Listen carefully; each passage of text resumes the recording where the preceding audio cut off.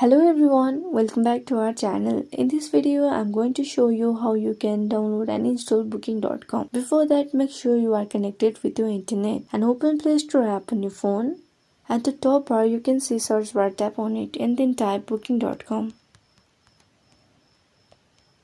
Now you can see Booking.com, tap on it and there you can see green install button, tap on install. Downloading process can take some seconds or minutes depending on your internet speed. Booking.com provides online reservation services. It helps you to reserve hotel, villas, rooms, and temporary holiday rental. This type of business model is also known as agency model. It is very reliable because it compensates the customer whose personal information is being stolen. As one of the world's largest travel marketplaces for both established brands and entrepreneurs of all sizes, Booking.com enables properties around the world to reach a global audience and grow their business. There you can see our app has been downloaded and now installation process is going on. After completing installation process, at the bottom corner you can see open button, tap on open to start.